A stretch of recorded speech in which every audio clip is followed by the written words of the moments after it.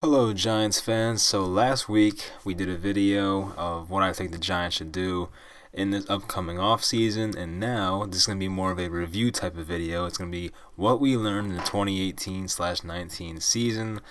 Very self-explanatory. It's basically things that were question marks or, concerns coming into the year, things that we learned over this, past season, and some things that I've picked up on and trends that we have to look at as Giants fans, all that kind of stuff. So this should be a pretty fun video. The last video I put out, got some mixed reactions. A lot of people weren't a fan of me having Nick Foles as my preferred option at quarterback next year, but it's a thing where we're allowed to disagree. We're all sports fans. I get it. But also, before I get into the video real quick, I just want to say that I created a new Instagram account. I used to have one for this channel. Didn't really, pick up too much traction, so now I'm going to start one that's called Insane Sports Stats. If you guys are interested in following that, please do so. That would be awesome. It's literally just, interesting stats and facts about sports players and all that kind of stuff. So if you're into that, give it a follow. That'd be much appreciated. And with that being said, let's get into the video. So number one is basically the players played hard for Pat Shurmur even throughout the bad season we had. After last year when we saw the whole Ben McAdoo debacle, we saw a bunch of players going at each other, especially in the secondary. I wrote down all the incidents, the DRC suspension, Eli Apple suspension, Landon Collins and Eli Apple, little altercation they had there. The whole Josina Anderson reports about, McAdoo losing the team from an anonymous player. All that kind of stuff. So a lot went wrong last year with personnel and in the locker room, but I think this year Pat Shurmur, in another tough season for the Giants, did a great job of keeping everybody together, keeping them hungry, and looking for wins week after week.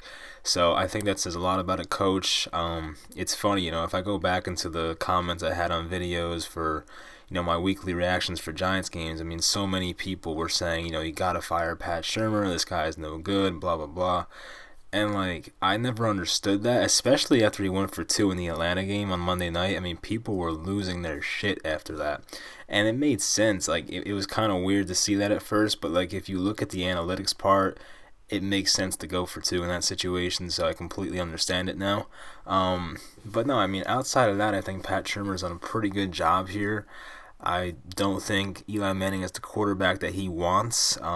He's unfortunately stuck in that situation. I feel like whoever the Giants coach was this year was going to be stuck with Eli Manning regardless. So, I don't want to judge Pat Shurmur's offense completely based off what we saw this year. But on the bright side, the Giants did have the most offensive points scored in the division, so I mean that's pretty good. Our division isn't that good though offensively, so I don't know how much that says exactly, but I think more of him being able to keep the team together and keeping them hungry. Even when they were 1-7 at the bye, they came out, won 4 out of 5 weeks, 3 out of 4 weeks, whatever it was, and even though it was backup quarterbacks, the guys were still focused and they were doing their thing, and they were just playing hard for the guys. So I'm very interested to see how his Giants tenure turns out in the future. Next is Dave Gettleman isn't afraid to move on, which I like a lot. I mean, we saw this a lot with Jerry Reese, how they would just do the same thing week after week.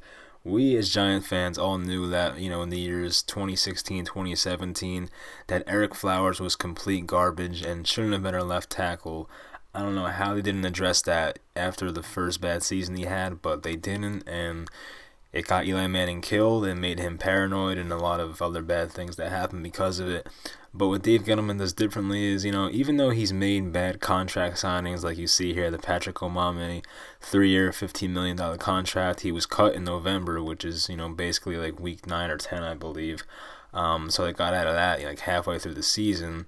And Eric Flowers was benched as early as week 3 in the game against the Texans, which they actually ended up winning for Wheeler. And Wheeler's not much better than Eric Flowers is, but Eric Flowers just had a terrible attitude, and it just always felt like that he was entitled because he was their high first round pick, whatever he was selected, 10th overall, whatever it was.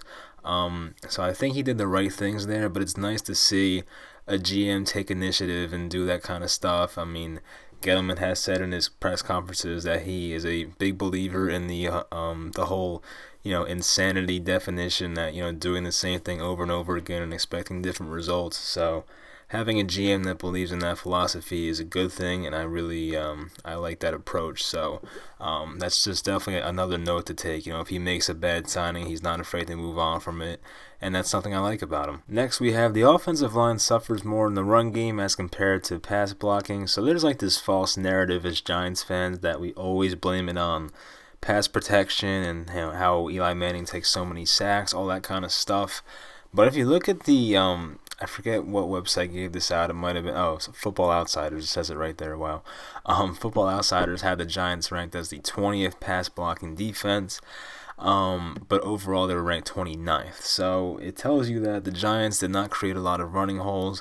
They were stuffed ranked. They were 24th, which I believe is a stat that says how many times that your running back is stuffed in the backfield before even gets to the line of scrimmage. So the Giants were 24th in that category out of 32, obviously. So that's not what you want to see. But I just don't like how Giants fans always think it's just like the pass blocking that's the issue, but like we don't pay attention to run blocking. I mean, if you watch the games against the the Titans and the Colts, like weeks 15 and 16, there were no running holes whatsoever for Saquon Barkley.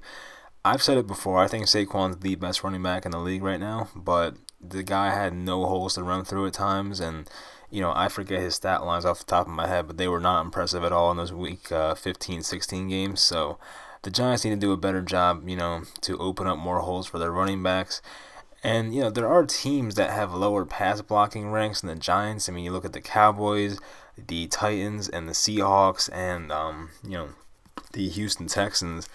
And I have written in parentheses is, all mobile quarterbacks. It's very true. I mean, so many people want to say, oh, Eli's a pocket passer, needs an offensive line, which it makes sense, obviously, but like there's teams with worse pass blocking offensive lines than us, and they still get the job done. I mean, all these teams listed were pretty good teams this year. I mean, I don't think Tennessee made the playoffs, but they were probably a 7-8 win team. I think Dallas made the playoffs, Seattle made the playoffs, Houston made the playoffs. They're all out right now, but still they at least made the playoffs. They had successful seasons, and them having mobile quarterbacks was a big recipe for their success. So that's something to take note of as well. But I think that narrative of our pass blocking is worse than the run blocking definitely has to stop. So I praised Dave Gettleman earlier about his way of moving on once he makes bad signings, but now kind of a negative thing about him. I think we should be concerned about the way he evaluates players.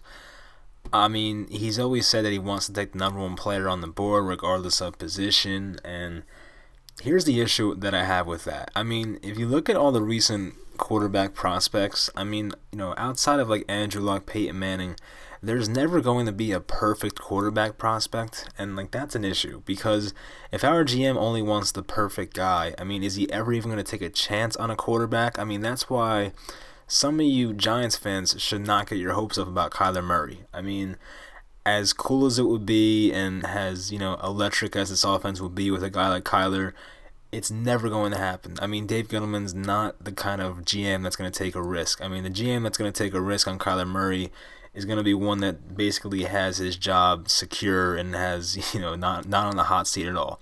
I don't see a guy in his second year, coming off of a 5-win season, 8 wins in the last 2 years as a GM, taking a shot on a 5'8", 5'9" quarterback. I just cannot see it.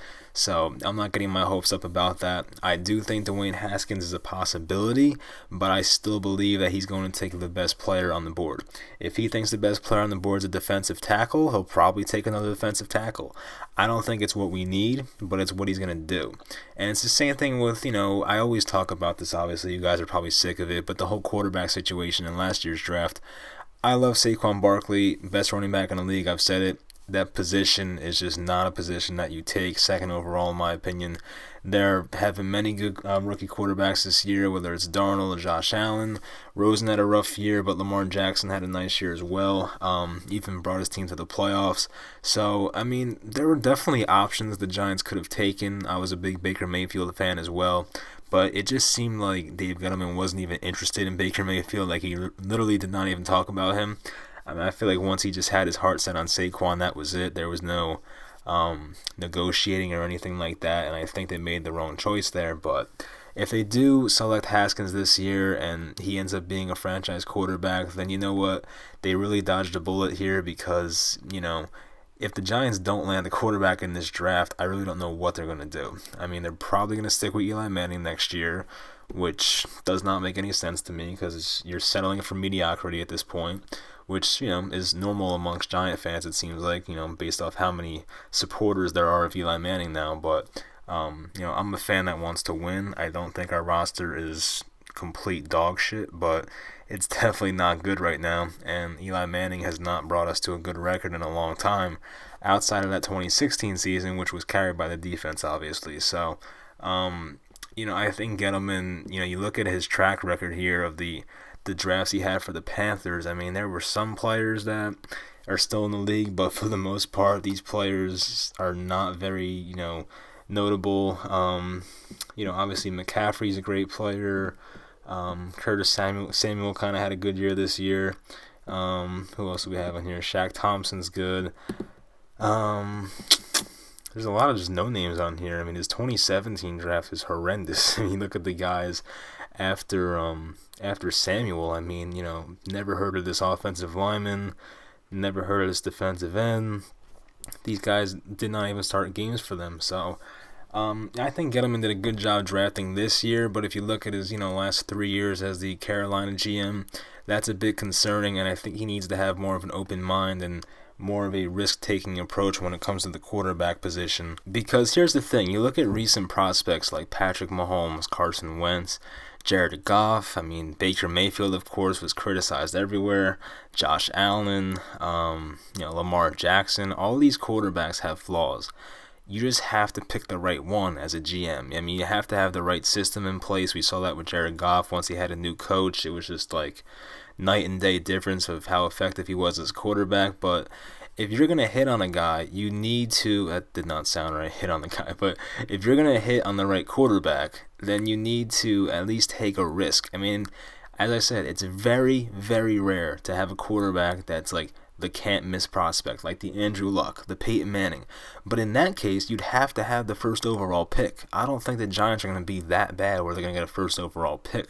The Giants next year are probably going to be, I can't say right now because, their roster hasn't been set yet, but they're probably going to be an average team next year, you would think. There's no way they're getting the first overall pick, right? I wouldn't think so.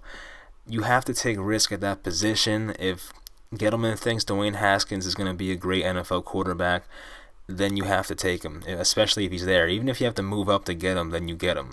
Franchise quarterbacks don't grow on trees. If there's a good one out there, you have to get him. I'm not a believer in Haskins yet. I still, I think he could be a great quarterback, obviously, but I just haven't seen enough where, I'm sold like I was with Baker last year that he's going to be like this great quarterback, but we'll see what happens. It's going to be interesting, but, it's something to be a little concerned about right now. This should be obvious to everyone, but this defense needs playmakers badly. Here's some of the stats, defensive rankings that we had. I said rankings like Sheldon Rankins. I'm not even going to fix that, whatever. But defensive rankings this year, so out of 32, the Giants were 24th in total yards, passing yards allowed 23rd, rushing yards allowed 20th, points per game 23rd, 30th in sacks. That's the one that really jumps out at you. And turnovers was 15th, so just about, right in the middle there. So what this tells you is that this defense was below average. It wasn't completely atrocious. I think we averaged giving up like 25 points per game this year defensively, which isn't great, but it's definitely not like the worst. The issue here is obviously pass rush. They need outside linebackers, defensive ends that can get to the damn quarterback. That's been our issue this season, not enough pressure. When you're not getting to the quarterback, it makes the secondary's job so much harder. And the secondary did not have, a great group of names there either. Obviously, when you start B.W. Webb and Curtis Riley, it's definitely not what you want for your organization. So I think next year they need to have better players. I talked about in the last video how Sam Beal is going to be coming back. Hopefully they can sign a slot corner because I don't think Grant Haley is going to be this lockdown slot corner next year. So if they can get a guy in that position, that'd be great. I think they should bring back Janoris Jenkins. As I said, bring back Landon Collins. Alec Ogletree had a pretty good year, I guess, for the most part. Michael Thomas was a good find. I like some of our defensive linemen. I think obviously Dalvin Tomlinson's a keeper. B.J. Hill's a keeper. There's a lot of guys we have. So we have some good names, but we just need, there's no one on this defense right now that's just like that Khalil Mack type of player, like that Luke Kuechly type of player that's like gonna change your whole defense. That's why I'm so in love with Devin White from LSU, the linebackers, because he is so electric and so fast and such a great tackler and hitter that he can change the entirety of your defense, just from that one guy. So I'm definitely on board taking a defensive player with that 6th overall pick as long as he's a game changer. We'll see what happens, obviously, but whether it's through free agency, the draft, or whatever it is, the Giants need to add more defensive players and add some better defensive players, because the product on the field right now is definitely not good enough, and it's barely even mediocre. Here's one most people won't like, but I think it's time to move on from Eli Manning. I think we completely saw it this year. I mean, obviously, I wanted a rookie quarterback to be behind him this year, not named Kyle Lauletta, obviously, like a first rounder. But I was kind of excited in a way to give Eli Manning one more shot, with a great running back and a new left tackle, a new left guard, all that kind of stuff, new offensive coordinator, new coach. I was excited to see what he can give us and see if there was anything left. But I think based off what we watched, he's obviously not the same guy he used to be. If you still think that Eli Manning is the same guy he was back in 2010, 2011, I really don't know what you're watching at this point. Obviously, Eli can still make some throws, but his pocket awareness is just terrible. He does not want to take hits at all. He's just not as tough as he used to be. I mean, of course he's still tough, but he's definitely not not mobile in the pocket and doesn't really have much awareness at this point. So it's a shame because, as I said on the bottom here, I mean, Jerry Reese wasted Eli's prime for about 3 seasons. I mean, from 2013 to 2015. I mean, if you look at Eli's 2014, 2015 seasons, he was putting up, the best numbers of his career. He had 35 touchdowns one year. But, you look at here on this little sidebar, the offensive ranks of the Giants. So this is basically, out of the 32 teams, they ranked 28th in points in 2013, 13th in points 2014, had a great year in 2015 where they ranked 6th in points. Then it was a big decline to 26th in points, 31st in points, and then 16 this year. So, in 2015, the Giants just had an atrocious defense. They had guys, I didn't even know half the players on their defense. So I think, Jerry Reese definitely failed Eli Manning. It wasn't really Eli's fault at that point. But I think we have to realize now, we're not going to get that time back. It is what it is. The guy's 38 years old, and he's not that quarterback that he was back in 2014, 2015. So we have to move on. The Giants have also had one winning season since 2012, and they were eliminated the one year they made the playoffs. And I mean, I'm not saying all of that goes on your quarterback, but I think a lot of it has to because, this is your franchise guy. You just have to look at the salary and see which player on your team is making the most money. And yeah, it's Eli Manning. This is supposed to be your money player at the most important position, but he's given us one winning season over the past, 6 seasons or whatever it's been. So he's just not getting it done for us anymore. I don't see the upside in bringing him back. I mean, I think a lot of people are just too tied in emotionally right now, and I mean, I'm already past that. As I said, I'm ready for it. I'm ready for the whole, Ring of Honor. Hopefully he's gonna get into the Hall of Fame one day. I can't wait for all that kind of stuff. But in terms of being the quarterback currently for my favorite football team, I mean, I just can't watch it anymore. I just don't see the point in bringing him back. So, I think it is time to move on. The Giants did everything they could for Eli Manning, over the past 4 or 5 seasons. You talk about the weapons. Odell Beckham drafted in the first round. Saquon Barkley, 2nd overall. Sterling Shepard was a 2nd-round pick. Evan Engram was a 1st-round pick. They signed Nate Solder to be the most expensive left tackle at the time in the whole league. They drafted Will Hernandez round 2. Obviously, they had Eric Flowers, at left tackle during that, 14-15 season. I forget if he was there in 14 or not. That might have been a year too early, but even so, he didn't really have a great line in those years, and they failed him. It is what it is. But as I said, we can't get that time back. It's time to move on. We have to face reality. If drafting Dwayne Haskins is the move, then so be it. But I'm ready to move on from Eli Manning. Obviously, a lot of Giants fans aren't, but that's just my opinion, so we'll leave it at that. This might be the most obvious one on the whole list of what we learned. So Saquon Barkley is obviously the real deal. I mean, I don't know how much more ass-kissing I can do for Saquon Barkley. I've already called him. I think he's the best running back in this entire league. Well, he's one of 3 rookies in NFL history to surpass 2,000 scrimmage yards in his rookie season.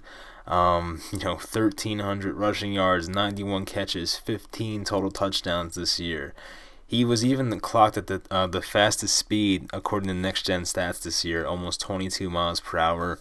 I believe that was on the run he had against the Redskins, the long touchdown he had.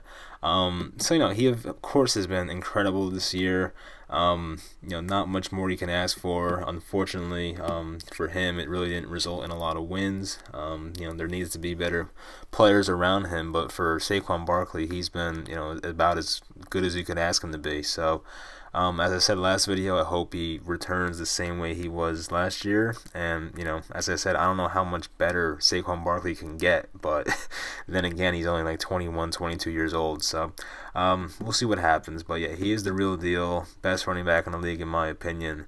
And, once again, I'll just leave it at that. So, another pretty obvious one. So, coming off the devastating injury he had last year, some people were concerned about Odell Beckham coming back the same player that he once was, and he definitely was if you watched, every game this year. His stats weren't, as good as they were in the past because he did miss 4 games at the end of the season, but still managed to have 77 catches, over 1,000 yards, and 6 touchdowns. So if he did play those last 4, it probably would have been another 90-catch season, over 1,200 yards, and probably between 8 and 10 touchdowns. So the production is still there from Odell Beckham. The tape looks the same. He still passes the eye test.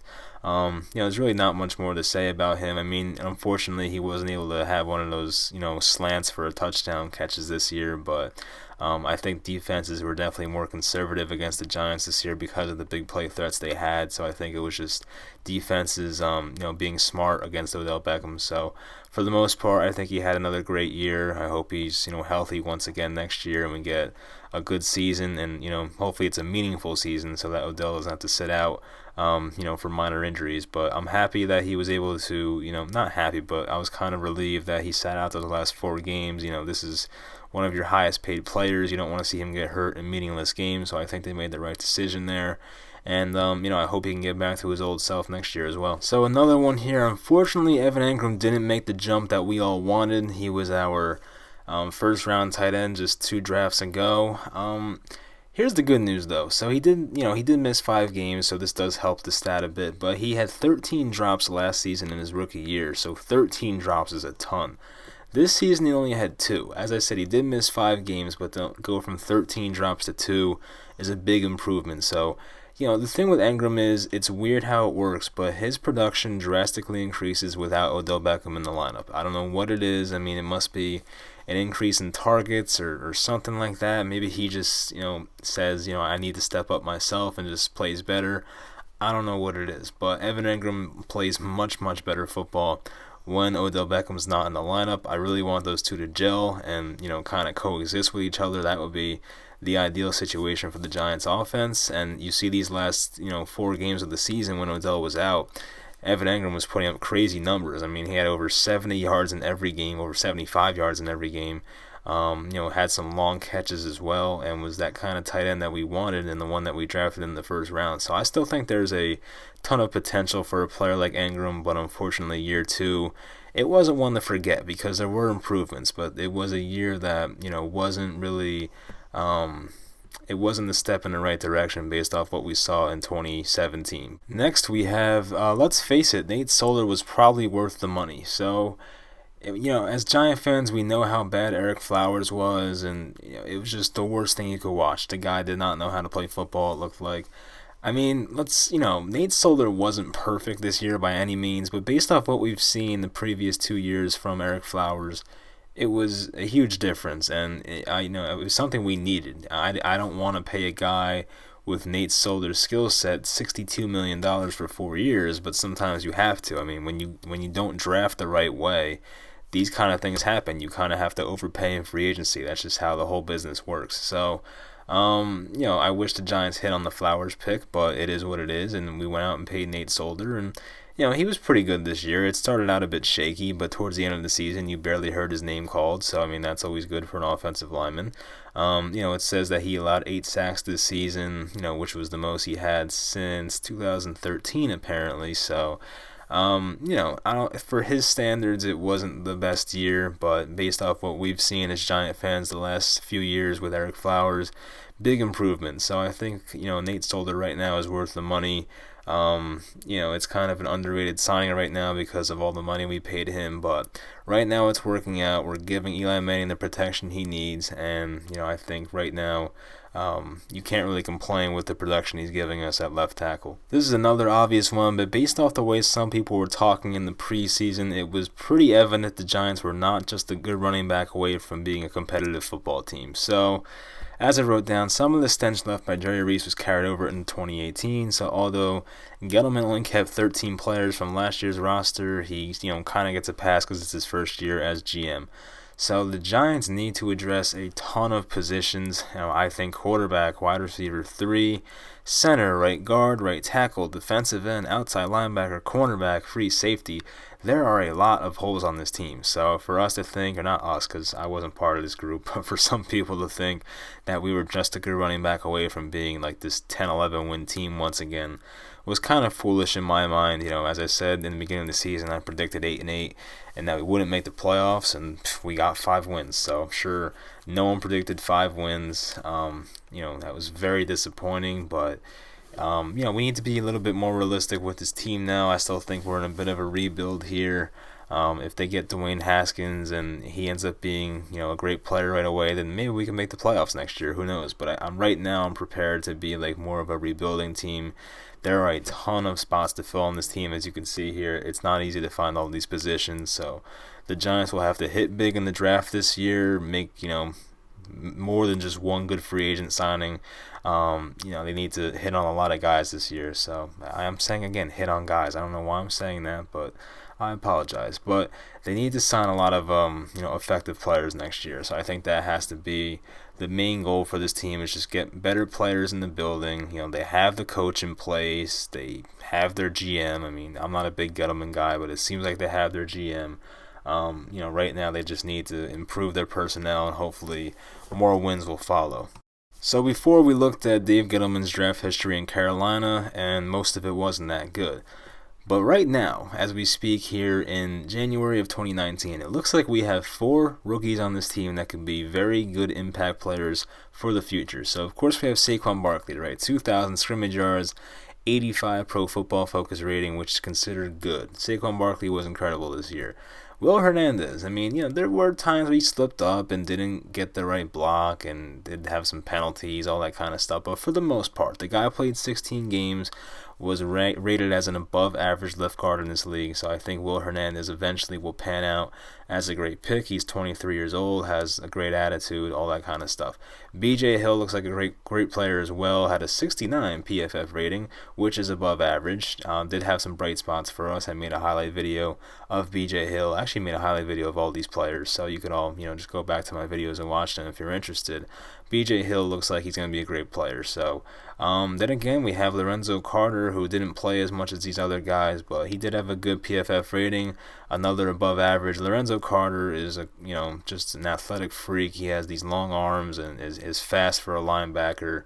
I really hope, he's a raw talent, but if he develops into, more of a, just a better overall linebacker, he could be something special. So I really like that draft pick, and, hopefully they can capitalize on all these. And these 4 players look like they're in line to have some pretty solid careers in New York, and I really hope it lines up like that. So we'll see what happens. I talked about this one last video, but Gettleman, he missed on many free agents, but Michael Thomas is definitely a keeper. That was a great signing. I don't know how he found him. I mean, Michael Thomas in Miami was just known as a great special teamer. Came in and played safety opposite of Landon Collins a lot this year and was just great at it. Was a captain for us, all that kind of stuff. He was a great leader, did a lot of good things, had, a decent amount of interceptions, made some big plays. I really want to see him back next year. I don't know if he's going to be a starter or not, but I wouldn't hate it. But he's definitely in line to be on this team next year. Had a pretty good PFF grade as well. He'll be 30 next year, so we'll see what happens with him. I'm pretty sure he's under contract anyway, so we'll see him back next year and hopefully builds off of his great first year as a Giant. So I'm going to be embarrassed about what I'm about to say right now, so I always try to be as honest as I can with you guys on this channel. I don't want to be that guy that says one thing one week and then says the opposite the next week. I don't like when people do that, but I'll admit, I think even before I had a channel, I said I wanted the Giants to cut Aldrick Rosas before this season. Thank God they didn't, because this guy turned everything around. He was incredible. He was 100% on kicks between 20 and 50 yards. Missed one field goal the whole year, if you're not including extra points. I mean, this guy was on fire. He was automatic. As I always said, the one field goal he missed was a long one on Thursday night against Philadelphia because he was injured. He literally could have had a perfect season.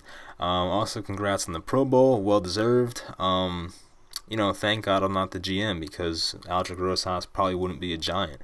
I'll be honest, I didn't like what I saw from him last year, but he really turned around his career, it seems like, and turned himself into an elite kicker. So I love seeing players improve, even if it's a kicker. Who cares? It's still a big part of the team. And Aldrick Rosas is now a player that we can trust to put 3 points on the board basically automatically from now on. So I think he had an amazing season. We all can agree on that, so we'll get to the next part. Next, we have Olivier Vernon is effective when he is out there. So a problem with Vernon is he does have some injuries. Sometimes he's not on the field. It took him 5 or 6 weeks to get back this season with an ankle injury, I think it was.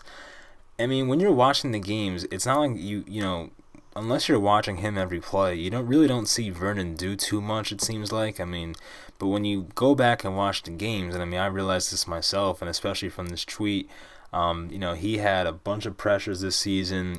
He had 21 QB hits. That's, more than twice any player and he missed 5 games. So, he was definitely effective this year when he was on the field. So that's why, I said last video, I don't think it makes sense to cut a guy like Vernon in a league where you need to get to the quarterback. He's definitely the Giants' best pass rusher right now, so I don't think cutting him would make a lot of sense. He's still only 28 years old, too, so, he could just be entering his prime, who knows. I just really need this guy to stay healthy. He needs to have a good year for us, and as long as he can stay off the injury list, he'll be fine. And he did make the Pro Bowl. It's surprising. Not as surprised as anybody, but made the Pro Bowl. So congrats to Olivier Vernon as well. And lastly, many of the free agent signings did not work out. So of course we had Jonathan Stewart. I didn't get it from the beginning.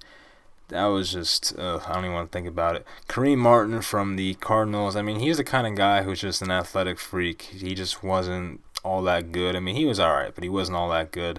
I don't think he was worth 3 years, $15 million. Patrick Omame is once again on the Jaguars, had another 3-year, $15 million contract. As I said, he was cut in week 9 or week 10, I forget what it was. B.W. Webb, there's a reason this guy bounces around team to team. That's all I'll say there. Curtis Riley, you know how I feel about Curtis Riley, so we're not getting into that. And Connor Barwin, he was a guy signed late by the Giants. As you see there, he's 32 years old. He was a good player, a few years ago for the Eagles, for the Rams, but, his age has caught up to him. He's not really an effective player anymore. His PFF grade was pretty darn bad. I think it was below average, as it says there, so...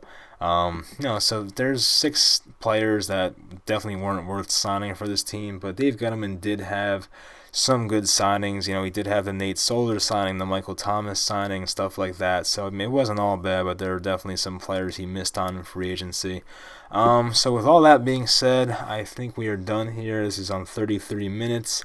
I appreciate everyone watching. As I said, please go follow my Instagram page. That would mean a lot. If you guys want me to do any other videos, whether it's highlights or commentaries, I'll definitely take recommendations, because it's definitely slow in the off season. So I'll take any ideas you guys can throw at me. So comment what you think about these what we learned topics, and if you like them, or even stuff that you learned this year that you want to tell me about. So that would be cool. And I'll talk to you guys next time.